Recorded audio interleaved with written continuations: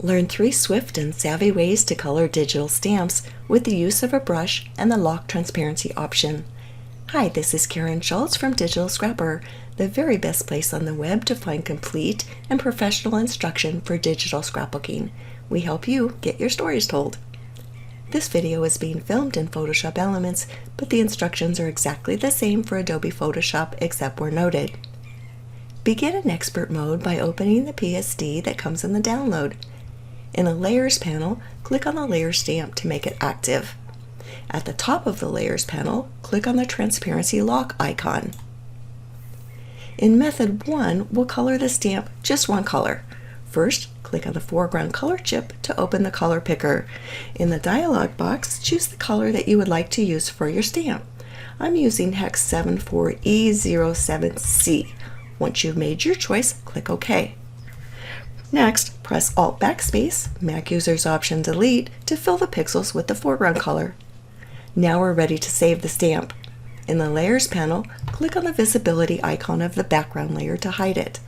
Save the document as a PNG with a unique name. In Method 2, we'll color the stamp 2 colors. I've opened the original document and the background layer is visible.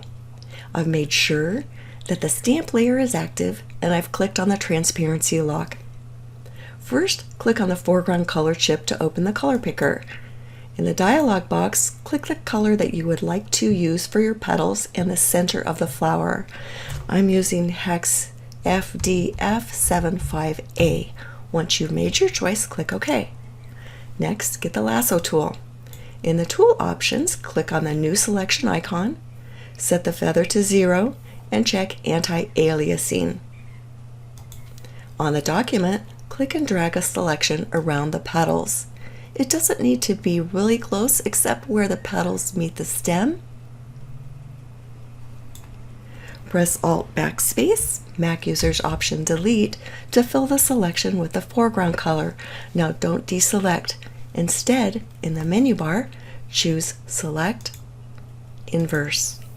Click on the foreground color chip to open the color picker, and in the dialog box, choose the color you would like to use for your stem and leaves.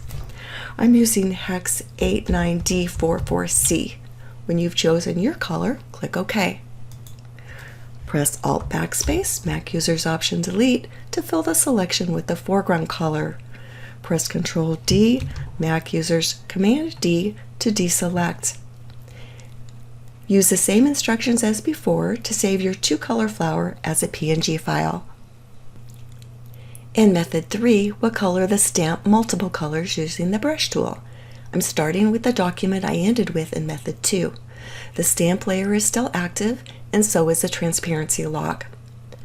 Click on the foreground color chip to open the color picker. In the color picker, choose a medium orange color. I'm using Hex EEA03B.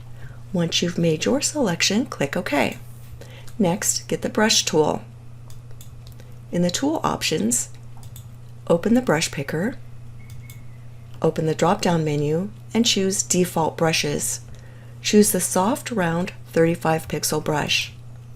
Set the opacity to 100% and the mode to normal. Click on the brush settings, set the fade to 0, the hue jitter to 0, the scatter to 0, the spacing to 25, the hardness to 0, and the roundness to 100%. Photoshop users will find the settings in the manual. On the document, click and drag the brush to paint the orange color around the edges of a flower and the center of the flower. Now this is going to be personal preference. It's going to be what looks good to you. I like to add a little bit of darker color on the flower petals that are underneath. So I'm going to start with those because those would look a little darker. And maybe I'll add a little bit where the petals meet each other on the edges. And you can see you're starting to get a little more definition in that flower. I might just touch a little bit around the edges of the flower as well.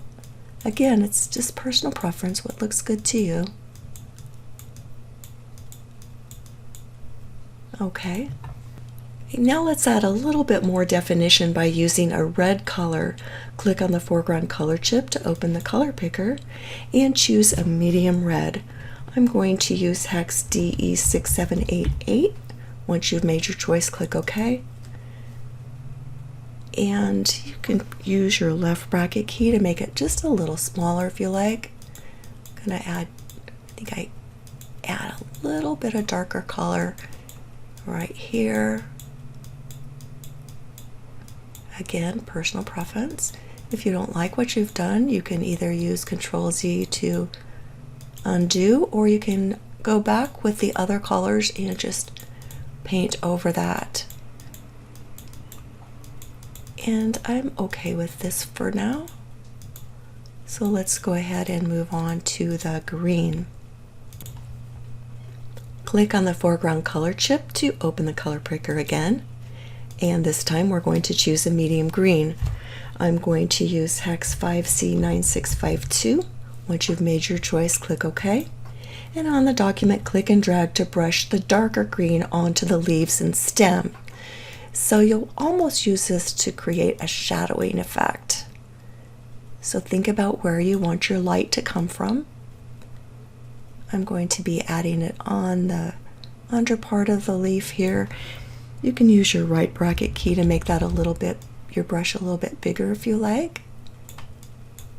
That'll create a nice blend. So something like that.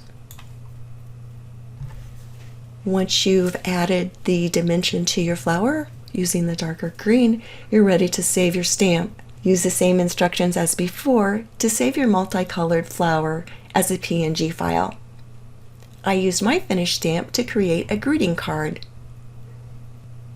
If you'd like to learn more about brushes and how they can be used to create complex clipping masks, check out Brushability Making Masks by Cindy Rogers.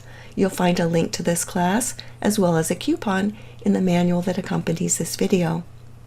So there are 3 swift and savvy ways to color digital stamps with the use of a brush and the lock transparency option. This has been Karen Schultz for Digital Scrapper.